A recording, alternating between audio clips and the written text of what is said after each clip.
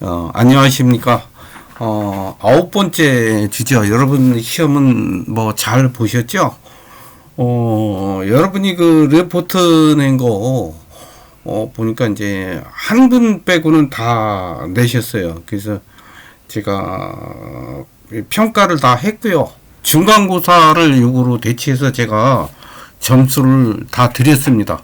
다 좋은 쪽으로 드렸고, 제가 원하는 대로 한 4페이지 정도 다 이상 되신 분들은 다 만땅으로 드렸고요.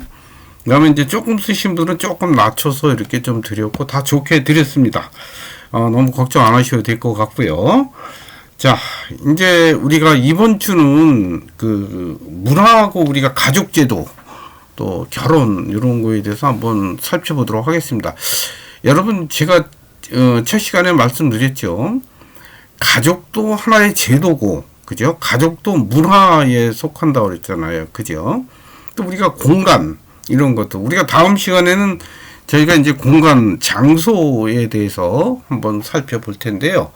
우리가 이번 시간은 어쨌든 가족 제도, 그럼 이제 가족 제도부터 결혼, 남녀 간의 사랑, 이런 문제가 좀 있겠죠? 요거에 대해서 조금 생각해 보도록 하겠습니다. 이번 시간은 제가 깊게 하지 않고요. 여러분한테 조금 인문학적인 얘기를 좀 덧붙이면서 조금 쉽게 설명해 가도록 하겠습니다. 자, 이거 매번 하는 건데요. 한번 여러분 쭉 보시죠. 제가 그냥 읽고 마치겠습니다. 10월에 엽서 이혜인님의 시고요. 사랑한다는 말 대신 잘 익은 석류를 쪼개 드릴게요. 좋아한다는 말 대신 단단한 단감 하나 드리고, 기도한다는 말 대신 탱자의 향기를 드릴게요. 푸른 하늘이 담겨서 더욱 투명해진 내 마음, 묵은 단풍에 물들어 더욱 따뜻해진 내 마음, 우표 없이 붙일 테니 알아서 가져가실래요? 서먹했던 이들끼리도 정다운 벗이 될 것만 같은 눈부시게 고운 10월 어느 날. 예, 그냥 여러분이 느끼시면 감상하시면 될 것 같고요. 자, 이제 우리 가족제도 결혼 요거에 대해서 한번 이거는 뭐 여러분 그냥 아시는 거예요. 그래서 여기는 여러분이 뭐 크게 외우거나 이렇게 하시진 말고요. 그냥 뭐 이거 예전에 뭐 들었던, 그냥 들으시면 돼요. 이해만 하시면 될 것 같아요. 가족과 혼인제도의 사회적 성격, 뭐 사회적 성격, 문화적 성격, 뭐 이렇게도 볼 수 있겠죠. 이제 우리가 인류가 사람들이 살아가는, 또 어떤 사회를 구성하면서 살아나가는 그런 하나의 보편적 제도가 우리가 보통 가족제도 이렇게 얘기를 하죠. 그 다음에 가족 구성과 혼인 관습은 또 이 사회나 문화마다 되게 다양하죠. 어떤 데는 이거 뒤에 하겠지만 가족 구성의 형태나 이런 게 되게 다양해요. 뒷변에서 제가 이제 또 말씀을 드리니까 그냥 넘어가겠습니다. 문화의 그 영역도, 왜냐면 문화의 이 가족은 가족제도 하나만 하는 게 아니죠. 그죠? 그 옆에 교육제도, 정치, 뭐 여러 경제제도, 이런 것과 연관성을 맺는다는 거예요. 항상 관련성 속에 살아가죠. 그죠?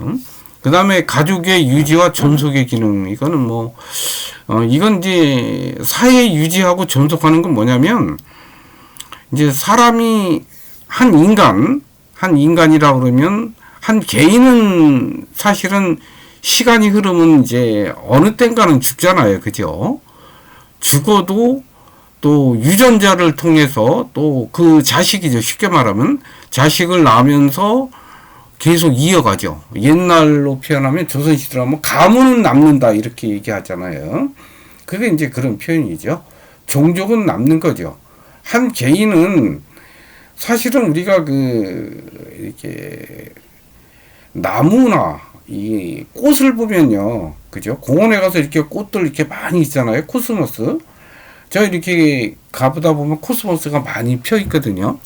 그러니까 이렇게 돌다 보면 코스모스는 올가을에는 이제 아직까지는 좀 피어 있는데 좀 11월 중순 넘으면 다 질 거예요. 그죠? 추워져서. 그러면 코스모스 그 개체는 사라지지만 또 내년 여름, 늦여름 되면 또 피잖아요. 근데 이미 오래 피었던 꽃이 또 피는 건 아니죠. 그죠? 그 꽃은 이미 개체는 다 죽어요. 그죠?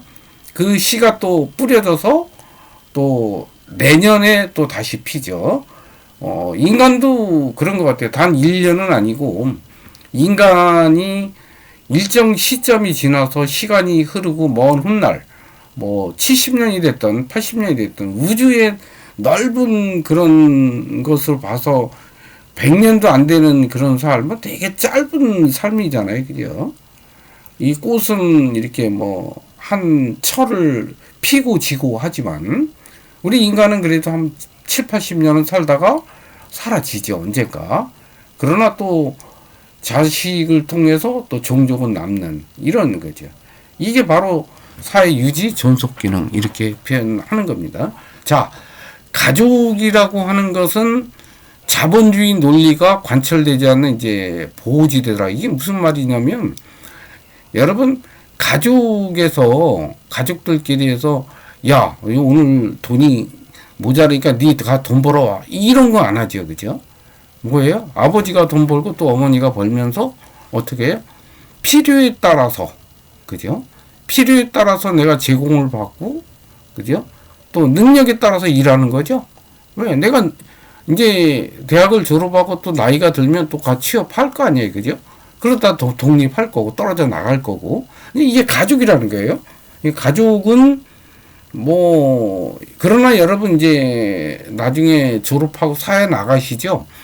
사회 나가면 철저하게 자본주의 논리가 굉장히 깊게 관철되는 그런 사회입니다. 여러분이 그 조직에 들어가시면 어떤 직장 이런 데 가면요. 직장이라는데 이 조직의 논리라는 게 우리나라는 되게 뿌리 깊어요. 그래서 여러분이 생각하는 그런 명확한 그런 이성만 가지고 접근할 수 없는 영역이 이 조직 내에 엄청 많거든요. 이제 그런 거는 여러분 제가 그 우리 문화에서 제가 말씀드렸지만 그 비공식적 문화에 해당돼요. 이건 누가 얘기하지 않거든요. 기술적으로 책에 써 있지도 않아요. 그런 거는. 여러분이 그냥 가서 눈치껏 이렇게 또 코치껏 잘 따라 해야 되는 그게 조직 문화. 또 거기서 처지면 또 괜히 왕따 되는 그런 느낌. 뭐 이런 거. 이런 게 이제 조직의 분위기라고 또 조직 문화다. 뭐 이렇게 표현을 하는데 우리 사회는 아직까지는 좀 굉장히 조금 성숙되지는 않은 것 같아요. 아직은. 이제 많이 좀 나아지고는 있어요. 여러분이 아마 직장 들어갈 때쯤 많이 나아지겠죠. 예, 그런 부분에서 여러분 한번 보시면 되고요. 그리고 이 가족은 또 혼인으로 구성이 되어 있고요. 또 사회 문화 체계의 핵심이죠. 이 사회 문화 구성 체계에 제가 말씀드렸죠. 교육제도, 정치제도, 경제제도. 근데 뭐가 구성이 돼요? 가족제도가 가장 기초 단위이고 핵심이 되겠죠. 그죠? 그래서 요 얘기를 거죠. 그 기본 구성 단위고 그 다음에 이제 신생아 이제 두 부부가 결혼해서 이제 아기를 낳을 거 아니에요. 그러면 또 새로운 사회화 기회가 되는 거죠. 사회화를 다른 말로 말하면 뭐 학습 기회 뭐 이렇게도 얘기할 수 있어요. 사회의 구성원이 되게끔 교육을 시킨다. 뭐 이런 거를 사회화 이렇게 표현하는 거죠. 여러분 요거는 제가 이렇게 어렵게 설명하지 않고 그냥 쉽게 그냥 넘어가도 여러분이 뭐 그냥 이해하시겠죠. 자, 결혼에 대해서는 뭐 여러분 뭐 잘 아실 거예요. 여기 뭐 내가 이렇게 써놓지는 않아도 두 사람의 결합이고 집안 간의 중요 관심사가 되고 나중에 인척 관계를 연결하는 제도 장치가 된다는 거. 뭐 이런 정도. 그리고 또 결혼하면 또 성관계가 수반되겠죠. 또 규제 양식으로는 뭐 모노가미죠. 모노가미. 일부 일처제죠. 그러나 예전에 우리 인류 역사를 보면은 꼭 이렇지만 않았죠. 일부 다처제가 상당히 많았고 또 나중에 일부 다처제를 공식적으로 못하더라도 비공식적인 일부 다처제를 그냥 사회에서 일반화했던 우리 조선 사회도 그렇고요. 저기 중세도 그렇습니다. 이 서양 사회도 똑같아요. 그래서 사회를 보면 예전에는 하여간 비공식적 일부 다처제가 좀 많았다. 또 그 이전에는 아예 뭐 공식적으로 일부 다처도 많이 했었습니다. 자, 규제 방식을 보면은 뭐 이거는 이제 시대에 따라서 이 규제 방식은 시간의 변화에 따라서 이게 변하는 거예요. 이게 뭐 이게 딱 고정된 이거 진리다 이렇게 제가 여러분한테 말씀드리지만 진리라고 하는 것은 영원한 거잖아요. 그죠? 시간성이 존재하지 않잖아요. 그죠? 왜요? 시간이 없어야 시간이라는 게 존재하지 않아야 영원하다고 우리가 생각을 하죠.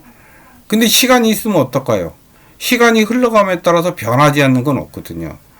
성경에도 있죠. 해 아래 새 것이 없나니. 이건 이제 시간의 흐름을 이야기하는 거거든요. 그런데 한번 볼까요? 이 성 규제 방식 같은 거는 이게 이제 우리 인간의 행위잖아요. 이게 시간이 없을 수는 없죠. 영원하지는 않죠. 그러니까 이 시대에 따라서 이건 상당히 많이 변화합니다. 그래서 오늘날에는 이게 좀 많이 완화가 돼 있죠. 그런데 19세기 때만 해도 이런 것들이 굉장히 뭐 혼전, 혼외, 뭐 그다음에 금욕제도, 또 근친상간 금기, 뭐 이런 것들이 굉장히 조금 강화됐었던 시대였죠. 근데 오늘날은 뭐 이런 것들이 이제 시대의 변화에 따라서 상당히 많이 이제 풀어져 있고, 이제 또 오늘날은 또 주체성, 뭐 개인의 주체성을 이제 성에 대한 개인의 주체성, 예전엔 수동적으로 많이 이렇게 이루어졌다면 요즘은 이제 내가 좋으면 하는 거다 뭐 이런 식의 사고들이 많아져서 그래서 이제 또 많이 틀립니다. 여러분 이거하고 조금 반대되는 거 하나 있죠. 뭐가 있을까요? 죽음이라는 거. 예전에 죽음은 어땠나요? 예전에 여러분 증조 할아버지 정도 되시는 분들은 돌아가실 때 되면 어땠어요? 방 안에 딱 누워있고 온 가족들이 모여서 돌아가시는 그 과정을 지켜봤고요. 돌아가시면 마을 사람들이 다 모여서 잔치식으로 해서 다 같이 함께 슬퍼하는 이제 그런데 요즘은 어떨까요? 요즘에 죽으면 막 힘들고 이러면 바로 중환자실로 가죠. 병원으로 가죠. 그래서 거기서 이제 막 힘들고 또 중환자실 가면 여러분 아시지만 하루에 30분밖에 면회가 안 돼요. 근데 대부분 죽는 사람은 그 면회 안 되는 시간에 죽거든요. 그러면 죽음과 동시에 어떻게 될까요? 하얀 천으로 덮여서 바로 장례식장, 엘리베이터도 별도 엘리베이터 있어요. 그 침대만 이 시체 움직이는. 그러니까 그래서 장례실로 바로 쫙 가서 오늘날의 죽음은 이게 고독하고 되게 금기시돼 있죠. 근데 이 성에 대한 거는 오늘날은 또 많이 좀 이렇게 완화되어 있는데 방면에 죽음은 오늘날은 굉장히 터부시돼 있고 여러분이 뭐 아마 죽음을 직접 본 분 별로 없을걸요. 그죠? 요즘 죽을 때 되면 다 병원에 가서 죽어가는 과정을 이렇게 다 보지도 못하잖아요. 그죠? 그래서 죽음과 성은 좀 이렇게 반대 방향으로 간다는 거, 이런 거. 그런 정도 여러분 그냥 이해하시면 될 것 같아요. 뭐, 여러분 뭐 성인이시고 그러니까 이거 아실 것 같고. 자, 혼인 규정 볼까요? 배우자 선택하는데 뭐 증매혼, 연애혼, 절충혼, 뭐 요거는 여러분 제가 말씀 안 드려도 다 알 거예요. 증매 누가 중간에서 소개해서 하는 거죠. 연애는 자기가 좋아서 하는 거고, 절충은 이거 두 개 절충하는 거고요. 자, 외혼과 내혼이 있는데요. 그 외혼이라는 거는 보통 이제 그 오늘날이죠. 친족 집단이나 지역 밖에서 배우자를 선택하잖아요. 근데 이제 내혼은 이제 어떻게 보면은 이제 같은 지역 사회 또 뭐 한 6천 7천 친족 사이들끼리 이렇게 하는 거예요. 옛날에 근친상간을 가장 많이 하는 데가 신라입니다. 여러분 역사를 보셔야지만 김유신이나 선덕여왕이나 이런 이제 우리가 자랑스러워하는 신라 있죠. 삼국시대의 신라. 뭐 통일신라도 뭐 그런 게 좀 많았고요. 되게 왕족끼리 사촌 또 남매 이렇게 결혼을 많이 했어요. 왜냐하면 이때는 이제 유전인자가 그때는 그랬던 것 같아요. 왕족은 이제 왕족끼리 이렇게 해서 왕자를 낳으려고 이렇게 이 좋은 시족들만 이렇게 내려고 했던. 그러니까 이제 우리 그 예전에 이 농촌에 사신 분은 아실 거예요. 그 소를 키우잖아요, 그죠? 그 여러분 그 황소나 이렇게 우리 한우를 키울 때 어떤가요? 옛날 할아버지들이 소 이렇게 씨 좋은 그 소들끼리만 이렇게 접을 붙이죠.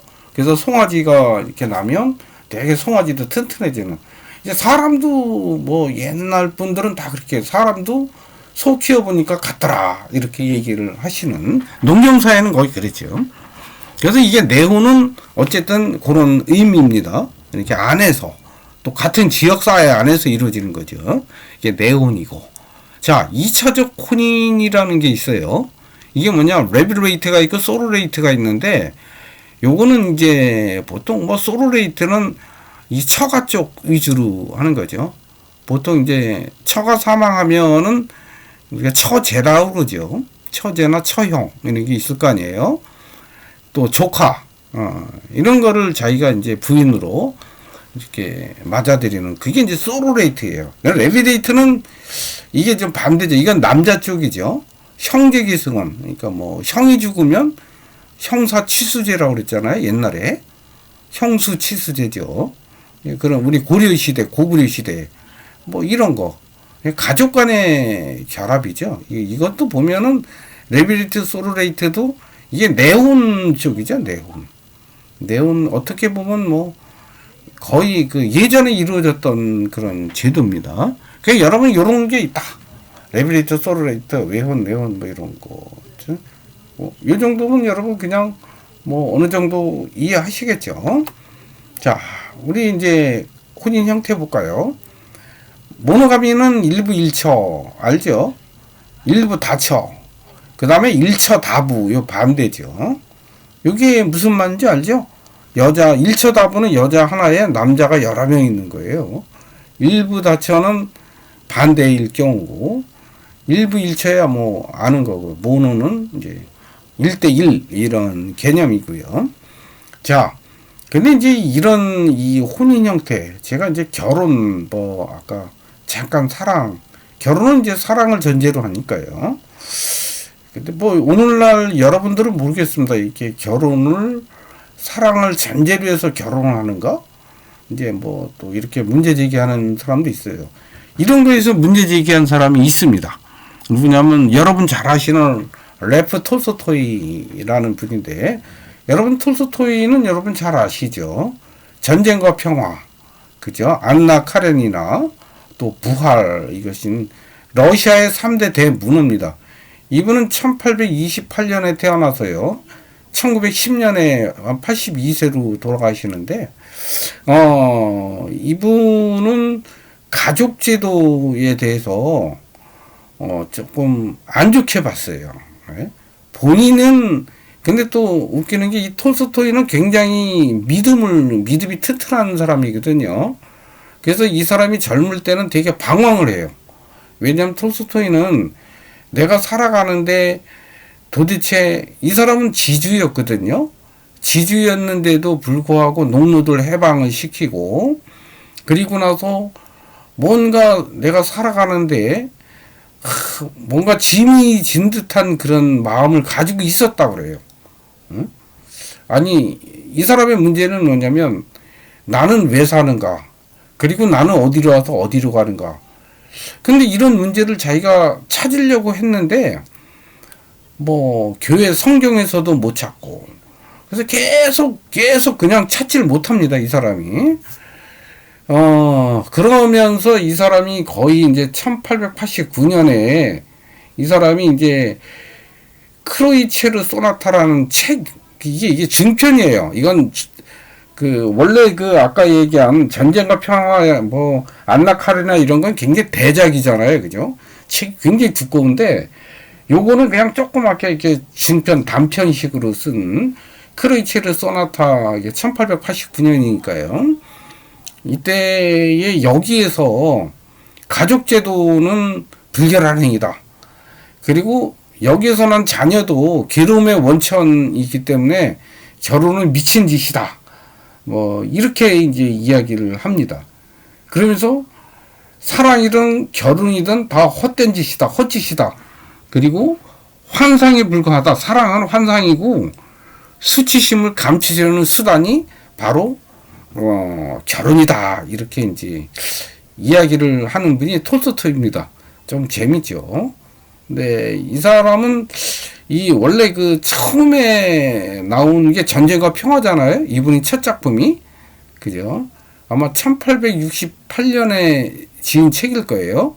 처음 나온 게 1860 전쟁과 평화를 짓는데 근데 여기서는 이 쇼펜하우의 영향을 받아서 약간 비관적으로 보면서도 여기에 나오는 주인공이 피에르 공작하고 나타샤라고 하는 여자 주인공이 있거든요. 둘이 그 낭만적인 사랑을 이야기를 해요. 그런데 9년 후에 1879년에 안나 카레니나라는 책을 씁니다. 근데 여기서는 안나하고 브론스키가 이 사랑을 나누는데 여기서는 좀 불결한 행위인 거로 이렇게 좀 나오고 있죠. 그죠? 한 1870년 되면 이게 이 사람도 톨스토이도 이렇게 흐름에 따라서 이렇게 좀 변하는 것 같아요. 그래서 사실 제가 여러분한테 이렇게 조금 인문학 얘기지만 좀 재미난 얘기를 좀 더 깊게 톨스토이에 대해서 말씀을 드리고 싶은데 또 시간적인 그런 게 있고 또 다음 시간 또 있어서 제가 또 깊이 말씀을 못 드리겠네요. 예? 그래서 어쨌든 톨스토이의 그 문학이나 또 이 사람이 좋은 삶을 얘기하거든요. 이 사람이 말하는 좋은 삶은 믿음을 가진 삶인데 이 사람은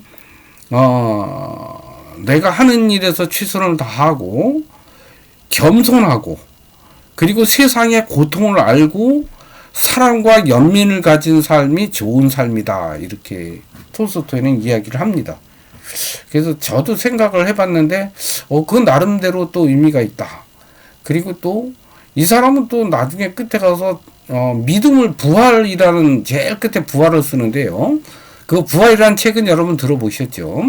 이거 어디서도 이제 얘기하는 게 이분은 믿음을 강조를 하거든요. 근데 이제 이 톨스토이가 말하는 믿음은 우리가 생각하는 그런 믿음이 아닙니다. 기독교적 믿음이 아니에요. 그래서 교단에서 파괴를 당해요. 톨스토이는.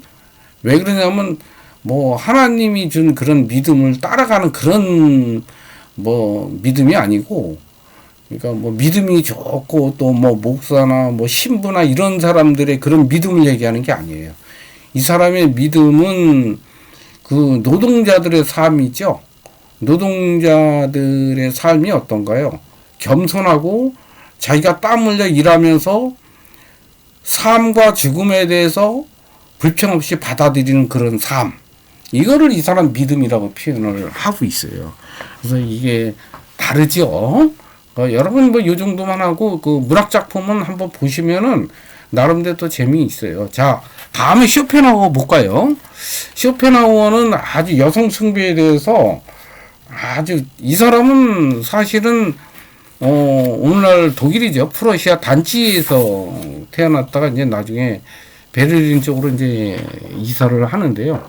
이 사람은 그 17살 때 아버지를 여의고 아버지가 사업가셨는데 아버지의 재산을 물려받아서 직업 없이 이 사람은 잠깐 한 학기 동안에 베를린 대학에 강사로 있다가 나옵니다.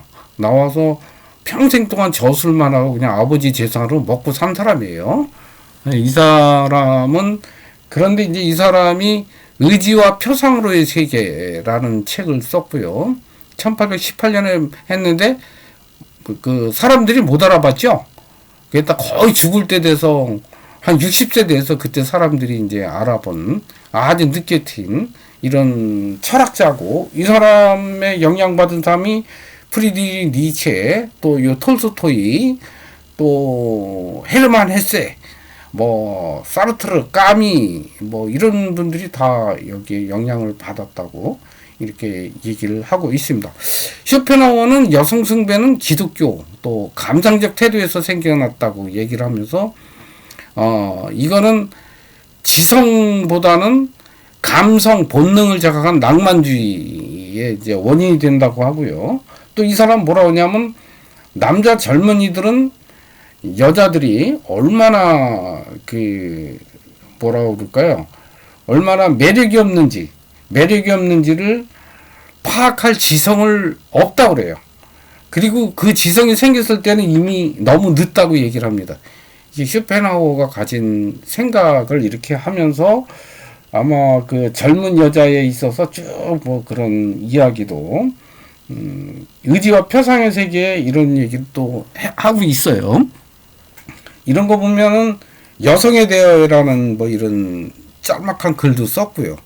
이 사람은 평생 아마 자기 어머니 때문에 그런 것 같아요. 어머니가 굉장히 지금 아버지보다 20살 아래였고, 어머니는 이제 글을 쓰시는 분이었다고 그래요.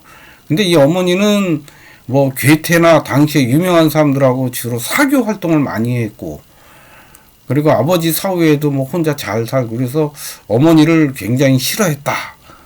이렇게 얘기를 해서 그런지 평생 결혼을 안 하고 혼자 살게 됩니다. 그리고 이 사람의 철학은 또 이해하려면 이 플라톤하고 칸트를 이해해야 되기 때문에 조금 어렵다고는 표현을 많이 하고 있죠. 그래서 여러분한테 이 문화 시간에 그런 것까지 다 말씀드릴 필요는 없을 것 같아요. 그죠? 자, 요 정도만 하고 넘어가겠습니다. 제가 조금 인문학 시간 좀 깊게 하면 좀 이렇게 할 수 있을 텐데, 가족 형태는 핵가족, 확대가족 아시죠? 그 다음에 혼인 후 가족 양식을 보면은 거주율, 어디서 거주하느냐, 이게 뭐 부거제, 모거제 아시죠? 결혼 후에 살림을 아버지 쪽이냐 어머니 쪽 뭐 이런 거예요. 부거제는 이제 뭐 남편 집이냐, 그 다음에 모거제는 부인의 어머니 쪽이죠. 그쪽 가서 처가살이 하는 거, 이게 모거제입니다. 양거제는 뭐 편리한 곳에 이런, 또 외숙거제는 뭐 외삼촌 댁 가서 살게 하는 거, 신거제는 뭐 전혀 새로운, 오늘날 뭐 젊은 사람들 이렇게 하죠. 다 떠나서 그냥 혼자 살림 차리는, 같이 남편하고.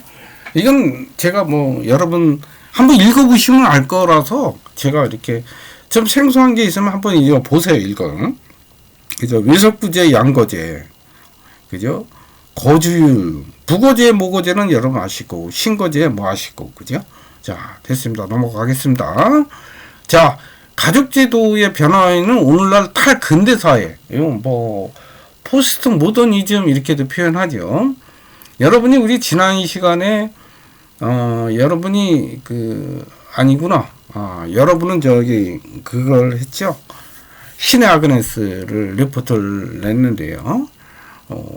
그건 이제 우리가 둘째 시간에 제가 조금 말씀드릴게요. 어쨌든 이런 포스트 모더니즘 사회에서 개인주의가 확대됐죠. 그러다 보니까 어떨까요? 굉장히 사람들이 대중 속의 고독이죠. 우리 아파트에 살도 옆에 누가 있는지 모르잖아요. 그죠? 그래서 사랑과 가족에 대한 안정적 욕구가 조금 많이 늘어나 있고요. 또 사회가 다변화될수록에 사람은 이성적인 것보다 감성적인 그런 기대가 더 커지는 거죠. 자기 중심적 사고 때문에. 그리고 오늘날 탈근대 사회 특징은 어떨까요? 탈종교, 탈이데올로기, 탈집단화 경향. 이건 뭐예요? 종교를 벗어나고 이데올로기를 벗어나고 집단화를 벗어나는 경향. 그러면서 개인주의. 그 다음에 형이상학적 세계관, 또 종교적 관념, 정치, 경제적 이데올로기를 탈피하는. 그게 탈근대지. 그죠? 사람들이 그런 걸 다 벗어나서 개인적으로, 자기 중심적으로, 뭐, 남의 시선에 의지하지 않고 살아나죠. 또 자본주의 사회가 이제 확대되면서, 개방적, 성적 자유로움이 증가하는 거죠. 왜냐하면 내가 성적 주체성을 내가 가지고 있는 거라는 거죠. 다른 사람의 시선이 아니고 내가 정말 하는 거고 나 싫으면 결혼 안 해 이러는 거죠. 그 다음에 돈에 대한 특히 이제 어떤 그 아까 쇼펜하우어나 여자들은 이게 돈에 약하다, 물질에 약하다 이런데, 근데 제가 봐도 조금 이제 우리 가족을 봐도 조금 그런 경향이 좀 있긴 해요.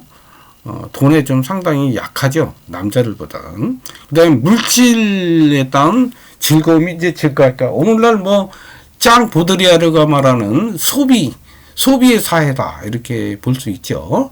이제 그런 것들이 오늘날 가족제도에 여러 가지 변화에 그러니까 이제 핵가족화 되겠죠. 이런 사회는 또 이게 또 이런 가족이 꼭 필요할까? 핵가족이 또 여기에도 문제제도 제기를 할 수 있어요. 자, 이제 여러분이 한번 생각해 보시는 시간. 나에게 가족은 무엇인지를 여러분이 한번 나름대로 적어 보시고 또 내가 만약에 결혼한다면 어떻게 할지 뭐 부모님처럼 그렇게 할 건지 뭐 여러분 생각이 다를 거예요. 왜냐면 내가 버는 건 내가 하고 뭐 결혼해도 남자가 버는 건 남자 하고 우리가 공통 비용만 부담하자 뭐 요즘 젊으신 분들 그렇게도 많이 하더라고요. 근데 그런 사람도 있고 아니면 뭐 그냥 남자만 벌어서 이렇게 하고 나는 살림하겠다 뭐 이런 것도 있고 그런 생각들을 여러분이 이렇게 좀 적으시면 될 것 같아요. 아시겠죠? 그래서 여러분들이 그런 거를 좀 적어 주시고 그래서 한번 올려놔 보세요. 나에게 가족은 무엇이고 또 내가 결혼해서 가족을 꾸린다면 또 뭐 어떻게 할 건지를 생각해 보시는 그런 시간 되면 좋겠습니다. 자, 우리가 다음 둘째 시간에 하도록 하겠습니다. 첫째 시간은 이거로 마치고요. 쉬었다가 여러분 그 사이에 이거 하시면 돼요. 자, 수고하셨고요. 둘째 시간에 뵙도록 하겠습니다.